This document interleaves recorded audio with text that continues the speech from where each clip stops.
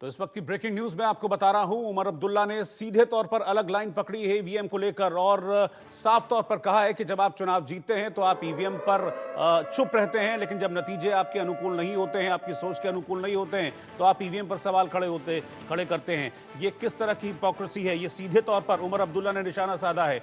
EVM को लेकर लगातार सवाल हम देखते हैं कि विपक्ष उठाता रहता है और ये जब होता है, जब नतीजे विपक्ष की अनुरूप नहीं आते हैं, इस पर उमर अब्दुल्ला ने सीधे तौर पर निशाना साधा। उन्होंने कहा कि आप हमेशा से ईवीएम पर सवाल खड़े नहीं कर सकते। जब आपके 100 सांसद जीत कर आते हैं तब आप चुप रहते हैं, तब आप उन नतीजों को स्वीकार कर लेते हैं, लेकिन जब किसी चुनाव में आपकी हार होती है तो आप ईवीएम पर सवाल खड़े करने शुरू कर देते हैं। ये कहीं से कहीं तक ठीक नहीं है। मैं आपको याद दिला दूं कि उमर अब्दुल्ला और कांग्रेस ने मिलकर अभी जम्मू कश्मीर विधानसभा का चुनाव लड़ा है और साथ में रहे हैं, लेकिन ईवीएम के मामले में बिल्कुल अलग लाइन ली है उमर अब्दुल्ला ने। हालांकि उन्होंने बिल्कुल स्पष्ट तौर पर कहा कि इस तरह की हिपोक्रेसी ठीक नहीं है कि नतीजे आपके फेवर में हो तो आप उसको स्वीकार कर लेते हैं। हालांकि अभी महाराष्ट्र में जब चुनाव हुआ, उसके नतीजे सामने आए, तब हमने देखा था कि विपक्ष ने महाराष्ट्र के नतीजों को लेकर सवाल खड़े किए थे। न सिर्फ सवाल खड़े किए बल्कि इसको ईवीएम से भी जोड़ा था कि ईवीएम में सेटिंग होती है, ईवीएम में हैकिंग होती है और सरकार ईवीएम में सेटिंग करके ईवीएम की मदद से चुनाव जीतती है। इस तरह की जो टिप्पणियां हैं वो इंडी गठबंधन के कई दलों की तरफ से, कई नेताओं की तरफ से सामने आई थी, लेकिन उमर अब्दुल्ला ने बिल्कुल अलग लाइन पकड़ी है। उन्होंने कहा कि ईवीएम पर आप हमेशा सवाल नहीं उठा सकते हैं। जब नतीजे आपके फेवर में हो, रिजल्ट्स आपके फेवर में हो, आपके सांसद चुनाव जीत रहे हो, आपके नेता चुनाव जीत रहे हो, तब ईवीएम में कोई प्रॉब्लम नहीं होती है, लेकिन जब आप हार रहे होते हैं तो फिर आप हमेशा ईवीएम का रोना रोते हैं। ये ठीक नहीं है। चुनाव से ईवीएम को नहीं जोड़ा जाना चाहिए। आप सुनिए किस तरीके से ईवीएम पर बिल्कुल अलग लाइन पकड़ी है उमर अब्दुल्ला ने। The EVMs can't only be a problem when you lose the election because they're the same EVMs. So when you get 100 plus members of parliament using the same EVMs and you celebrate that as sort of a victory for your party, you can't then a few months later turn around and say, well, actually, hang on, we don't like these EVMs because now the election results aren't going the way we would like them to.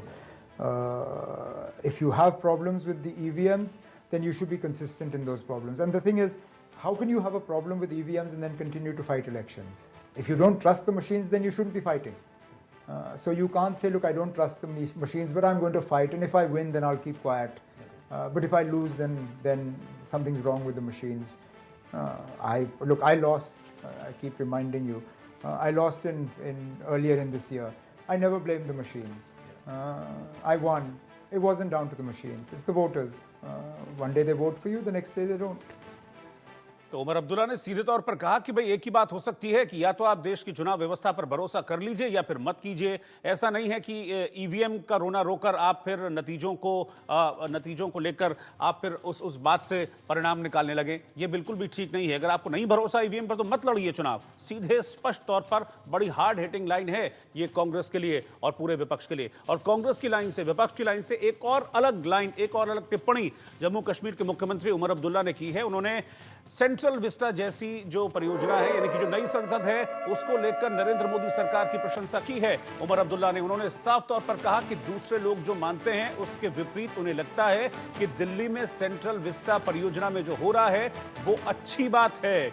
उनका मानना है कि नए संसद भवन का निर्माण बढ़िया आइडिया था, हमें संसद भवन की आवश्यकता थी, पुराने भवन की उपयोगिता समाप्त हो चुकी थी। आपको याद होगा जब सेंट्रल विस्टा का उद्घाटन हो रहा था, जब सेंट्रल विस्टा प्रोजेक्ट को सामने रखा गया था, उसका ब्लूप्रिंट, तब भी विपक्ष के कई नेताओं ने कहा था कि इसमें इतने करोड़ खर्च हो रहे हैं, इसकी क्या ज़रूरत है, नई संसद की क्या ज़रूरत है, फालतू में पैसे खर्च किए जा रहे हैं, न जाने कितने तरीक़ों से घेरने की कोशिश की थी। लेकिन यहाँ पर भी उमर अब्दुल्ला ने विपक्ष की लाइन से बिल्कुल अलग लाइन पकड़ी। उन्होंने कहा कि बहुत अच्छा प्रोजेक्ट है, नए संसद भवन की ज़रूरत थी और सेंट्रल विस्टा एक बहुत बढ़िया और शानदार आइडिया है क्योंकि पुराने संसद भवन की उपयोगिता समाप्त हो चुकी थी और इस नए संसद भवन की देश को और देश की सरकार चलाने के लिए जरूरत थी। तो सेंट्रल विस्टा पर भी ये पॉजिटिव टिप्पणी उमर अब्दुल्ला की तरफ से आई है। लेकिन ये बात आप समझ लीजिए कि विपक्ष के जो नेता हैं, इंडी गठबंधन के जो बाकी नेता हैं, उन्हें अब हजम नहीं होने वाली है उमर की ये तारीफ। सुनिए आप कैसे उमर अब्दुल्ला सेंट्रल विस्टा की तारीफ कर रहे हैं, यानी कि नई संसद की तारीफ कर रहे हैं। In the car, I was talking to colleagues of mine and saying, look, contrary to what everybody else believes, I think that what's happening with this Central Vista project in Delhi is a damn good thing. I believe constructing a new parliament building was an excellent idea. We needed a new parliament building. The old one had outlived its utility. We need these new central secretariat buildings. It's a good thing they've built a purpose-built house for the vice president and the prime minister. Now that's not because I'm a BJP spokesperson. I believe that that's the right thing to have been done. Yeah.